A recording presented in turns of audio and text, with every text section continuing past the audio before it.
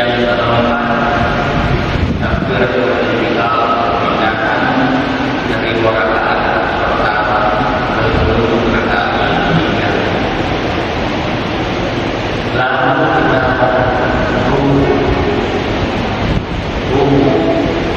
rata, tidak boleh duduk, tidak boleh berdongak, apalagi kalau bergoyang-goyang di depan. Ada juga. Nah, ini keliru juga. Kemudian di dalam ada tasbih yang dituntunkan oleh Rasulullah Muhammad sallallahu alaihi wasallam. Dan Rasulullah yang apabila salah seorang di antara kamu maka dia membaca mengucapkan 3 kali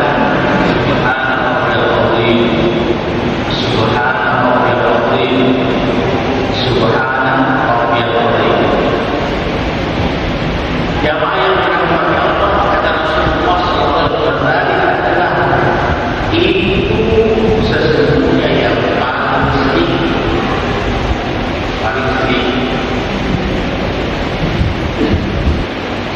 Nah, jamaah yang dirahmati Allah Subhanahu wa taala,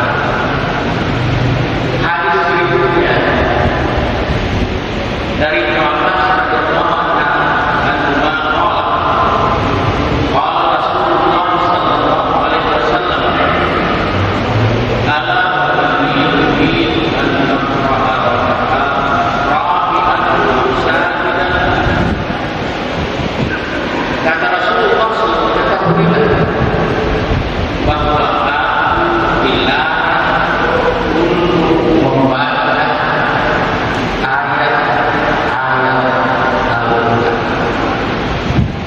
di saat dan di saat sujud.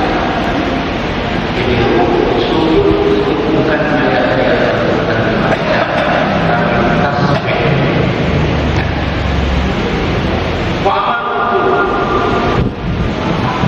Sedang saat kata Rasulullah SAW di bawah hendaklah kamu menggabungkan Allah. Maka itu maknanya bacaan jemaah itu dalam rangka menggabungkan Allah. Paling sedikit 3 kali. Nanti ada rakaat. Wa amma sujud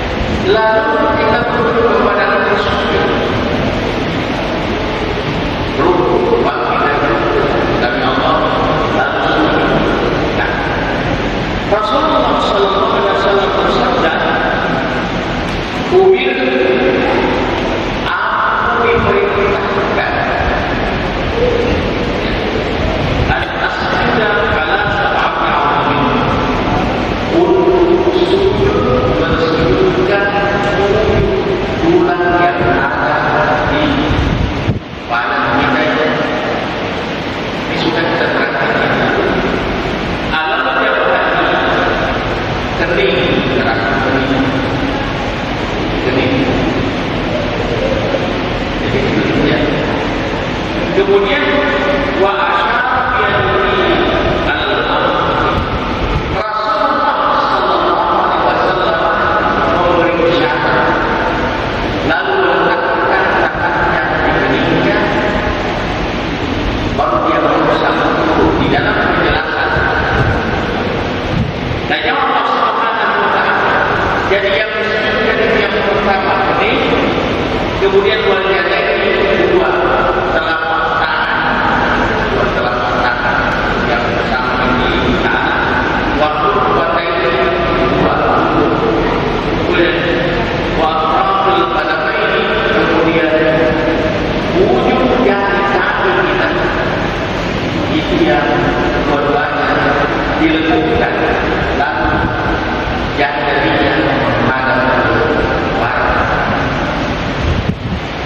Nah, jemaah Allah Subhanahu wa ta'ala.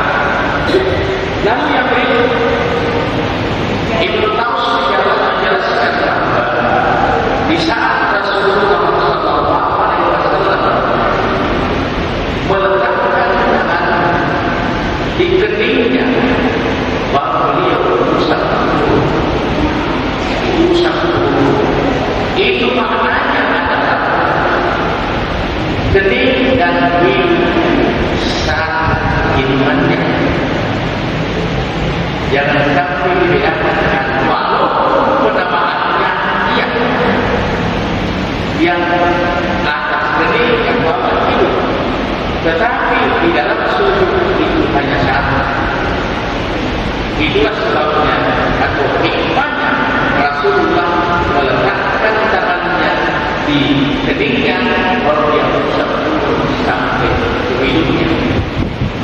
Maknanya antara kening dengan hidung satu adanya.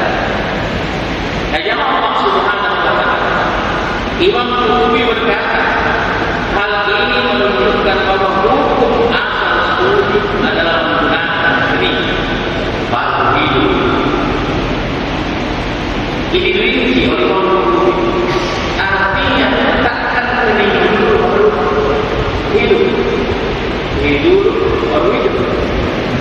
Imam Qurtubi mengatakan, nah, jemaah Allah Subhanahu wa ta'ala, kemudian pada sujud sudah kita sampaikan. Lalu yang berikutnya muslimin sidang jamaah yang dirahmati Allah, hal-hal yang disunahkan di saat kita sujud.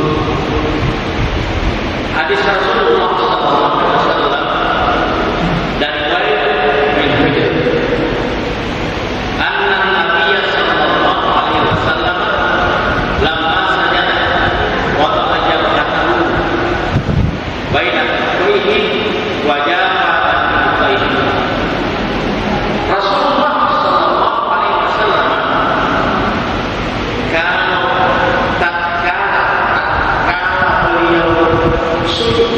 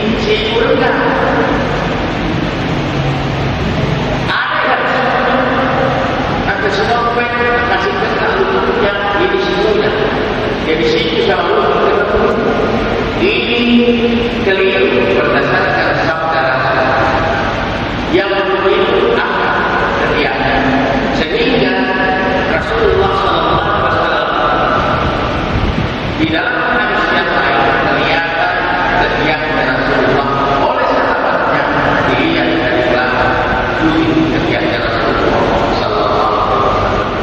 Jadi diangkat, tapi jangan digunakan samping, jangan digunakan diri di pinggang, jangan di pinggang. Seada di pinggang, ada yang di pinggang, saja yang pinggang, benar dan benar, saja, kan? Nah, tapi itu maksudnya. Lalu berikut kaum muslimin sidang jamaah yang dirahmati Allah. Yang berikutnya, hadis yang berikutnya Abu Hamid, anna Nabi sallallahu alaihi wasallam kana idza sajada amkana anhu wa jabhatahu min al-ardi. Adalah Rasulullah sallallahu alaihi wasallam kalau dia sujud akan dia rapatkan mahu hidupnya, hidup lagi berarti setelah kening hidup lagi wajah matamu dan keningnya,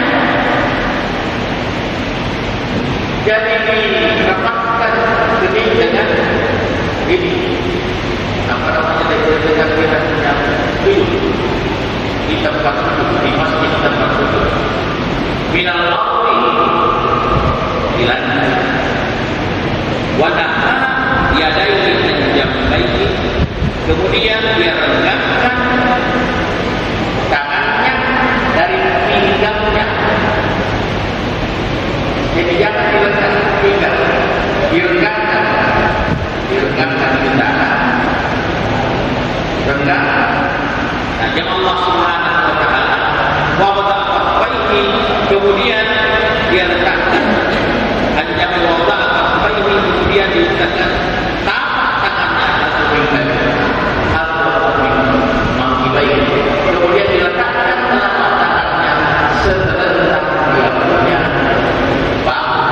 itu tadi saya sebut. Di saat kita sujud, kita perhatikan dua. Yang pertama, kapan kita mulai? Kalau kita mulai begini, maka begitu juga nanti saat kita mulai begini, maka begitu juga nanti sujudnya. Dan jawab Allah Subhanahu wa taala. Tapi ini tidak lengket, apalagi kalau apa namanya dihampak di bawah. Lalu yang berikut kaum muslimin sidang jamaah yang dirahmati Allah, anna Nabi sallallahu alaihi wasallam kana idza farraja baina asabihi. Rasulullah sallallahu alaihi wasallam idza farraja, dia renggangkan baina asabihi, jari-jarinya. Kalau jari-jarinya memegang mulut dan kita ini memang asal berusaha kita masing-masing kita punya telapak tangan, tapi ini Rasulullah sebutkan direnggangkan. Kenapa direnggangkan? Hikmahnya supaya kuat pegangannya, supaya kuat. Nah, jemaah Allah Subhanahu wa taala. Lalu yang berikut kita sajadah apabila Rasulullah sujud dhamma dia rapatkan jangan-jangan. Maksudnya mengapa dirapatkan? Supaya lurus ke barat menghadap ke kiblat. Jadi kita rapatkan di saat kita sujud, di saat kita pegang duduk itu kita regangkan, di saat kita sujud itu kita rapatkan. Lalu jamaah yang dirahmati Allah Subhanahu wa taala, yang berikutnya anna Nabi sallallahu alaihi wasallam kana Rasulullah sallallahu alaihi wasallam apabila idza sajada, apabila sujud wa wada'a yadayhi, Rasulullah selalu meletakkan tangannya ghaira mutarisima, tidak membentangkan, artinya tidak merapatkan di tembok sampai sini. Inilah yang dimaksud di lain hadis, sujudnya seperti hati, karena tangannya dari situ jarak. Lalu jemaah maksud wala qabidihima, lalu tidak dia tegakkan atau sujud yang tidak, walaupun ada keterangan di saat ada bangkit dari rukuk sujud menuju rakaat berikutnya itu bertumbuh dengan tegak, ada keterangan itu. Dan Allah Subhanahu wa taala wastaqbala bi atrafi asabihi rijlaihi al-qiblah. Kemudian setelah kaki kita jari-jarinya itu dilengkungkan menghadap ke kiblat. Jari-jarinya telapak kakinya, jadi punggung kakinya menghadap ke telapak kakinya menghadap ke punggungnya menghadap ke barat. Jika jari-jari kita dipanggang supaya menghadap ke barat. Nah, Allah Subhanahu wa taala la yamliku kaum muslimin, sidang jamaah yang dirahmati Allah. Tadi kita sudah sampaikan tasbih subhanallah wa bihamdihi ya Allah. Lalu jamaah yang dirahmati Allah Subhanahu wa taala, bolehkah sesekali? Bukan tidak boleh. Tapi salat itu punya rukun amal, punya salah satu di antaranya tumanina. Artinya ada maksudnya senggang-senggang, ada waktu-waktunya, tidak boleh terlepas. Jadi kalau subhanallah itu lalu berdiri isunya terlepas, tapi dalam kondisi tertentu bukan tidak boleh sekali, tidak dibaca, bukan tidak sah, karena itu sunnah. Tapi sebaiknya dirancang untuk menjaga tumanina. Dan Allah Subhanahu wa taala, kalau salat sendirian itu tidak apa sempurna. Ada anak sekolah apa itu ada asbah salat di Rasulullah sallallahu alaihi wasallam min hadzal lami, yakni Umar bin Abdul Aziz. Kata Anas, aku tidak pernah melihat salah seorang di antara jamaah salatnya persis kayak salatnya Rasulullah sallallahu alaihi wasallam. Selain kata pilihan dan kata ini, siapa itu? Umar bin Abdul Aziz. Fahazarna fi ruku'i asyar tasbihat. Dia punya tasbih diperkirakan sekitar subhanallah ya Allah, subhanallah ya Allah, subhanallah. Itu 10 kali subhanallah disebutkan di dalam rukuk, dia baca 10 kali wa fi sujudihi asyar tasbihat. Kemudian di saat sujud juga dia baca 10 kali itu tasbih. Jadi tasbihnya rukuk subhanallah, tasbihnya sujud subhanallah ta'ala. Itu kurang lebih ibadahnya 10 kali. Nah, jamaah Allah Subhanahu wa taala, kalau salat sendirian boleh lebih dari itu, silakan.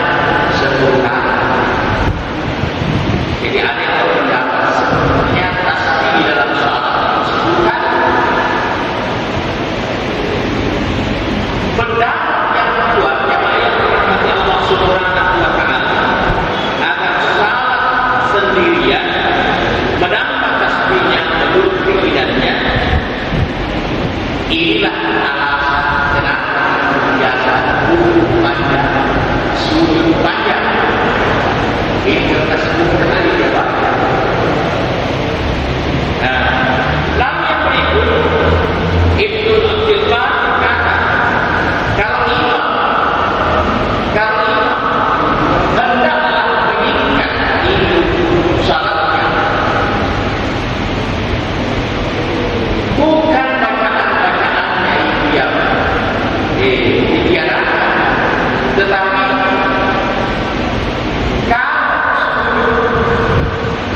kalau ada yang berpendapat kalau imam cukup paling lama 5 kali, alasannya supaya makmumnya yang bermakmum bisa membaca 3 kali. Imam 5 kali, makmum bisa baca 3 kali supaya sempurna. Dan Allah Subhanahu wa taala. Lalu kaum muslimin sidang jamaah yang dirahmati Allah Subhanahu wa taala. Dan kalau imam itulah paling maksimal 5 kali. Jangan lebih daripada 5 kali. Walaupun kita makmumnya tidak sanggup.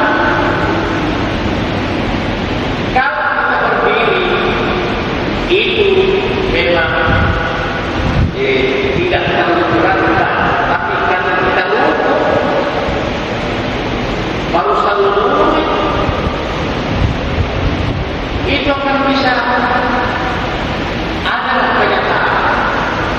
Saya punya paham dari Balikpapan kayak Bangkuda saat di masjidnya kayak Bangkuda sungguh paling istilah.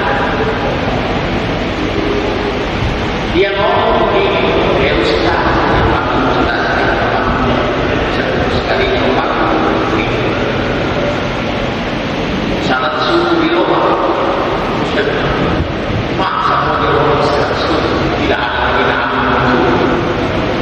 Dia bilang di masjidnya apa namanya kayak kamu kata di rumah salat subuh. Dia bilang itu imam yang memimpin salat. Lama sekali umurnya,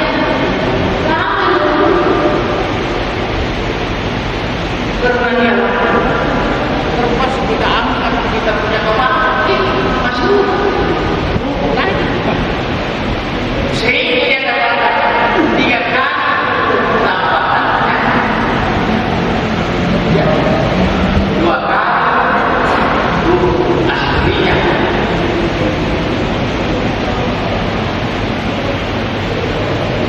Kita bisa apa namanya kita bisa bayangkan ini siksa paling kan tidak terkenal sampai kita di sini campur yang baru rukunya orang paling berruku di duduknya. Kalau kebetulan angin dari belakang gelombang dari belakang lalu menyorong kapal ke depan bisa berkata-kata orang mengemang yang satu kena kepala pantat orang kepala kenapa ini bahkan dia baca hanya hadisnya yang dia baca tidak dia baca keterangannya. Dia tidak baca tafsirnya. Ajab Allah Subhanahu wa taala. Jadi maksimal kalau imam itu 5 kali belajar. Harapannya waktunya bisa baca. Hadirin yang Allah Subhanahu wa taala. Oleh karena itu kaum muslimin sidang jamaah yang dirahmati Allah, masih banyak yang sekaitan dengan sujud